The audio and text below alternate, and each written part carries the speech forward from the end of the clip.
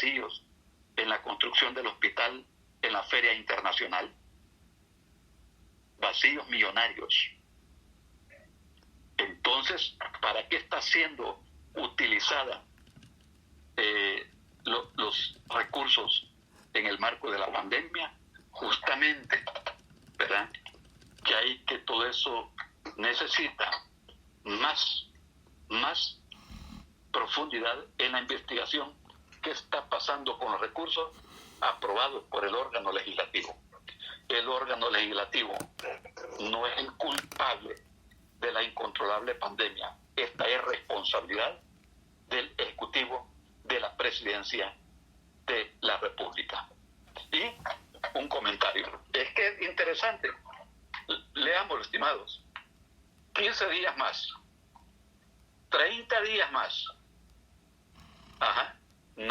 No es el plan político de llegar cerquita de las elecciones y no permitir que la fuerza de izquierda, en este caso el FMLN y otros partidos de la oposición, no puedan hacer la campaña como se debe para llegar con las propuestas al electorado. Obligar a la gente a que no pueda escuchar las diferentes propuestas. Ese es un plan político maquiavélico, malévolo, de que quede poquito tiempo para no poder desarrollar una campaña concurrente que se le explique a la población cuáles son las ofertas electorales, las verdaderas ofertas electorales que permitan ir mitigando la crisis con planes verdaderos de propuestas políticas. Ese es el tema de alargar la cuarentena. Es que si hay más muertos, no es culpa del gobierno, la culpa es del gobierno. Han tenido casi 4 meses y se están disparando los contagios. Entonces, ¿dónde están las medidas preventivas que tomaron a partir de aquel momento? O también era un cálculo político para alargar esta situación y matar, suicidar políticamente, en este caso al FMLN. Eso es lo que pretenden. En medio de las dificultades nos asiste el derecho, el orgullo de ser victoriosos. Y en julio, por supuesto, hay fechas de nuestro pueblo que sumaron a la victoria en todo el proceso. Ya veremos el 30 de julio de 1975.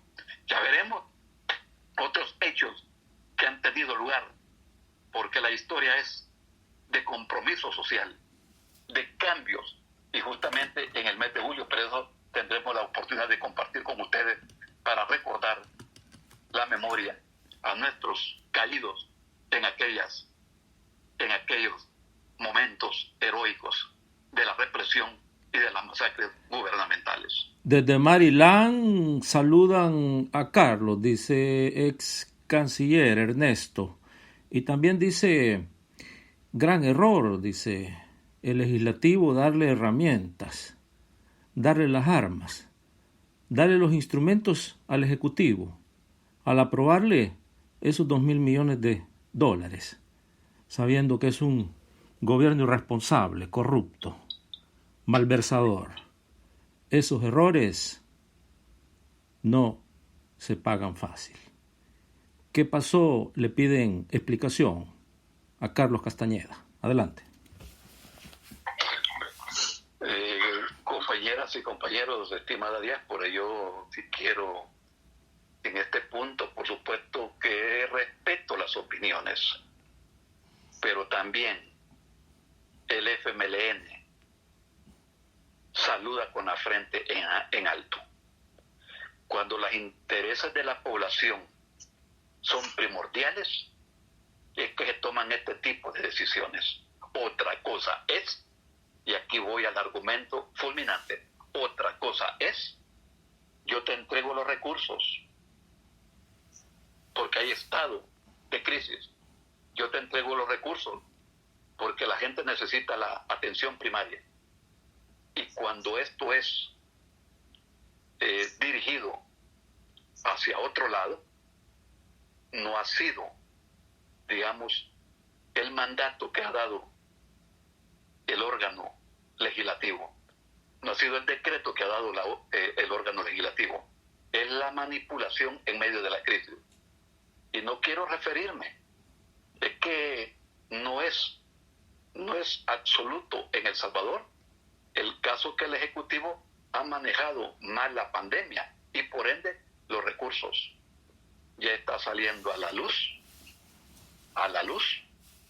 el mal uso de los recursos en otros países de la región. Y eso tiene que ver, dime con quién andas y te diré quién eres, qué tipo de gobierno está en el Ejecutivo para manosear,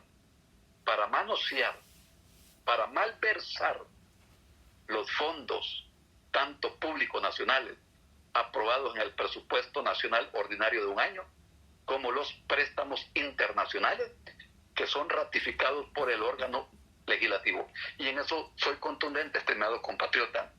La solvencia del FMLN midió que esto es en beneficio para la población y no en detrimento de la población.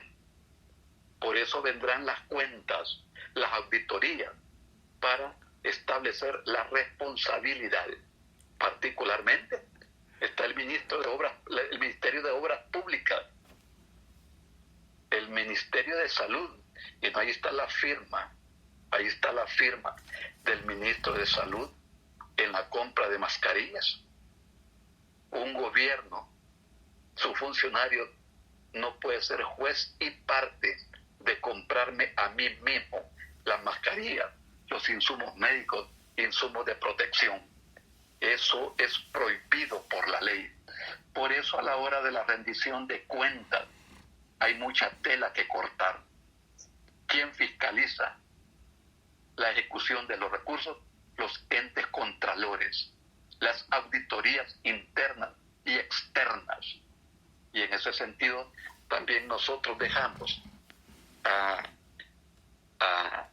al optimismo que funcionen los órganos contralores, los órganos verificadores. ¿Y por qué el presidente hizo caso omiso a aquel comité para que fiscalizara los recursos? Justamente para que no le estorbaran el camino a él, para no contarle la erogación de los recursos, hacia dónde iban. Pero tenemos legislación, tenemos entidades auditoras que permitirá que el pueblo salvadoreño conozca exactamente, tarde o temprano, qué pasó con las millonadas que se le aprobaron a este gobierno. Esa es la lectura, compatriotas. Un programa más de la Radio Farabundo Martí Internacional. Mire cómo nos gana el tiempo, ya saben ustedes, todos los martes con el canciller de la República, Carlos Castañeda. Vamos a ver el micrófono para que nos despida acá este martes 7 de julio con Francisco. Adelante, Francisco. Sí, compañero, solamente tal vez un comentario brevísimo. ¿Cuál es tu opinión acerca de los cercos sanitarios que están impulsando algunas alcaldías? ¿Cuál es tu impresión acerca de eso? Francisco, muchas gracias. Justamente nosotros debemos de ya nuestra jefatura de fracción de diputados del FMLN está dando avances sobre esta situación que se debatirá pasado mañana en el día de la plenaria. A varios municipios se han disparado los casos. Entonces se han tomado medidas por parte de los ediles, por parte de los alcaldes. Pero yo quiero dar mi opinión también con mucha contundencia. ¿Qué pasa si cada municipio comienza a decretar su propia atención de la pandemia? Cuando hay decretos legislativos que, independientemente de la propuesta de focalización por la exacerbación del fenómeno, la propuesta del FMLN es válida en el sentido que si hay X municipios que sobrepasan las preocupaciones, proceder a medidas pertinentes. Pero que también esto debe de insertarse dentro de una política nacional de medidas sanitarias. Lo que pasa, Francisco, que ya en algunos municipios la gente entró en la desesperación, pero también esto también tiene que ser parte de una legislación nacional. Los alcaldes tienen, ¿verdad?, autonomía municipal. Eso lo dice el Código Municipal.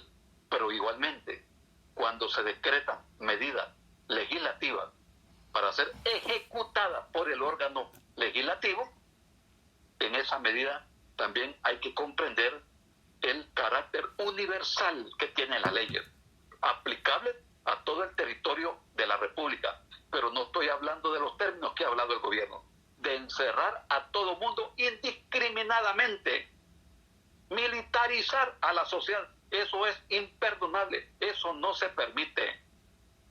¿Por qué no ir, como se ha propuesto en algunos momentos, por qué no ir donde están los enjambres de contagio, a la comunidad, al caserío, al cantón, y prevenir desde ahí la contaminación para otros lugares?